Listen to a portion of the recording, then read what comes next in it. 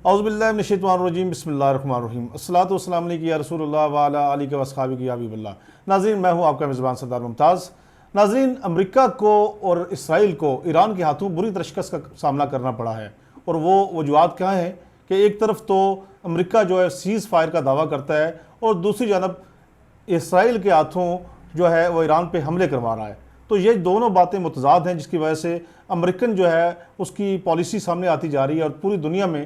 जो है अमेरिका की जग हसाई भी हो रही है, और डोनाल्ड ट्रंप की जो वैल्यू है पूरी दुनिया में बुरी तरह जो है वो ख़राब होती जा रही है और पूरी दुनिया में उसकी जग हसाई भी हो रही है। तो एक तरफ जो है सीज़ फायर का दावा करना, दूसरी तरफ जंग बंदी ना करवा पाना और सिर्फ जो है वो नोबल प्राइज़ हासिल करने के हसूल में मुतारक नज़र आना, ये बातें जो है वो बहुत सारी चाहे मगोइयों का सामना भी करना पड़ रहा है और डिप्लोमेसी का सामना भी इस तरह डोनाल्ड ट्रंप की जानब से सामने आ रहा है। तो एक चीज़ अगर देखने में आ रही है कि दोनों ममालिक में हालिया जंग जो है तकरीबन 12 दिन हो चुके हैं, लेकिन उसके बावजूद जो है दोनों ममालिक का नुकसान क्या हुआ है कि एक इससे कबल जिस वक्त ये जंग शुरू हुई तो जंग बंदी का दावा उस वक्त भी किया जा रहा था और जंग शुरू करने से पहले ही दोनों ममालिक में सफारती कोशिश की गई, लेकिन वो एक झूठ का पलंदा था और डोनाल्ड ट्रंप की जानब से ये कहा जा रहा था कि दोनों ममालिक में सुलह करवा दी जाएगी। लेकिन इसी दौरान जो है नेतन्याहू की जानब से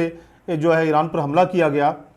और ईरान के जो एटमी साइंटिस्ट थे न सिर्फ उनको शहीद कर दिया गया, बल्कि ईरान आर्मी के जो जर्नैल थे उनको भी इसमें शहीद किया गया। और वही पॉलिसी जो है वो मुसलसल डोनाल्ड ट्रंप की जानब से सामने आ रही है कि एक तरफ वो सुलह की बातें करता है, दूसरी जानब जो है वो जंग रुकवाने में भी नाकाम नज़र आता है। तो ये चीज़ें जो हैं वो इंतहाई शर्मिंदगी का सामना उसको पूरी दुनिया में करना पड़ रहा है। दूसरी जानब अगर देखा जाए तो नेतन्याहू के ख़िलाफ़ तमाम तर जो उसके शहरी हैं वो बाहर निकल चुके हैं और उसके ख़िलाफ़ जो है वो तहरीक शुरू हो चुकी है और वो कहा जा रहा है कि उसको फौरी तौर पर जो है वहाँ से अपनी सीट से उतारा जाए और उसकी जगह को पुरअमन शख्स को लाया जाए, ताकि ये जो जंग का जो माहौल पैदा कर दिया गया है और इतनी पूरी दुनिया में ये जंग फैल चुकी है, इसको फिलफौर रोका जाए। नाज़रीन, एक तरफ तो अमेरिका और इसराइल का ये दावा था कि वो ईरान में रजीम चेंज कर देंगे और वहाँ पर अपने मकासद की और अपने मतलब की वहाँ पर हुकूमत कायम कर देंगे, लेकिन ना सिर्फ वो इसमें नाकाम रहे बल्कि ईरान के जो एटमी तनसीबात थी उनको भी तबाह करने में उनको नाकामी का सामना करना पड़ा। तो ये तमाम तर नुकसानात जो है वो इसराइल को उठाने पड़े और इसराइल इस वक्त अपने ज़ख्म चाटने पे मजबूर हो चुका है और इसराइल इस जंग से निकलना चाह रहा है, लेकिन उसके बावजूद वो निकल नहीं पा रहा। उसको ये नहीं पता ईरान के पास इस वक्त न सिर्फ जो जोहरी हथियार हैं वो भी तकरीबन उनको बनाने में कामयाबी हासिल कर चुका है, बल्कि इसके साथ साथ जो है ईरान जो है वो तमाम तर अपने जो ब्लास्टिक मिसाइल हैं वो भी इतना बड़ा ज़ख़ीरा है कि अगर वो सालों साल तक भी अमेरिका के ख़िलाफ़ और इसराइल के ख़िलाफ़ वो जंग करना चाहे तो कर सकता है और उन पर अपनी तसल्लुत भी कायम कर सकता है। तो इसलिए अमेरिका ने इस जंग से अपने फेस सेविंग के लिए वहाँ से निकलने की कोशिश की और दूसरी जानब उसने नोबल प्राइज़ के लिए ये अपनी तहरीक शुरू कर दी कि ताकि उसको नोबल प्राइज़ दिया जाए, लेकिन उसके बावजूद उसको जग हसाई का सामना करना पड़ा और बुरी तरह उसकी शोहरत जो है वो पूरी दुनिया में ख़राब भी हुई और उसकी शख्सियत भी मजरूह हुई। इसराइल को इस जंग में बुरी तरह न सिर्फ शिकस्त का सामना करना पड़ा बल्कि उसको बहुत भारी नुकसान भी उठाना पड़ा। ये चीज़ें जो है वो दुनिया भी देख रही है और दुनिया में जो है वो इसराइल के ख़िलाफ़ जो है इंतहाई गम गुस्से का इज़हार किया जा रहा है और जहाँ जहाँ पे जिस मुल्क में जो है वो यहूदी फ़रार होकर पहुँचे वहाँ पे उनको सुबकी का सामना करना पड़ रहा है, ज़रीर ख्वार किया जा रहा है और अक्सर जगहों पे ये देखने में आ रहा है कि जो यहूदी हैं वो आपस में लड़ रहे हैं और उनको जानब से ये कहा जा रहा है कि फौरी तौर पर इस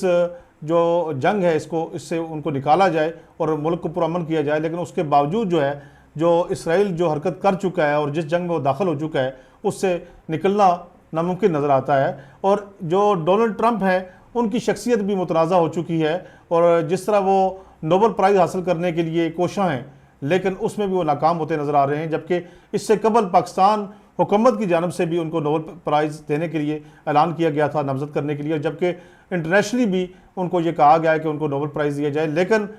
ये दोनों चीज़ें जो हैं वो सामने जब आती हैं तो उनको लोग ये कह रहे हैं कि वो जंगी मुजरम है और उसने इस जंग को फैलाने में तमाम तर मदद की और किसी किस्म की जंग रुकवाने में वो नाकाम नज़र आया और इसराइल इस वक्त अपने ज़ख्म चाटने पे मजबूर हो चुका है और इसराइल इस जंग से निकलना चाह रहा है, लेकिन उसके बावजूद वो निकल नहीं पा रहा। उसको ये नहीं पता ईरान के पास इस वक्त न सिर्फ जो जोहरी हथियार हैं वो भी तकरीबन उनको बनाने में कामयाबी हासिल कर चुका है, बल्कि इसके साथ साथ जो है ईरान जो है वो तमाम तरह अपने जो बलास्टिक मज़ाइल हैं वो भी इतना बड़ा ज़ख़ीरा है कि अगर वो सालों साल तक भी अमेरिका के ख़िलाफ़ और इसराइल के ख़िलाफ़ वो जंग करना चाहे कर सकता है और उन पर अपनी तसल्लुत भी कायम कर सकता है। तो इसलिए अमेरिका ने इस जंग से अपने फेस सेविंग के लिए वहाँ से निकलने की कोशिश की और दूसरी जानब उसने नोबल प्राइज़ के लिए ये अपनी तहरीक शुरू कर दी कि ताकि उसको नोबल प्राइज़ दिया जाए, लेकिन उसके बावजूद उसको जग हसाई का सामना करना पड़ा और बुरी तरह उसकी शोहरत जो है वो पूरी दुनिया में ख़राब भी हुई और उसकी शख्सियत भी मजरूह हुई। इसके साथ ही अपने मेज़बान सरदार मुमताज़ को दीजिए इजाज़त। अल्लाह निगहबान।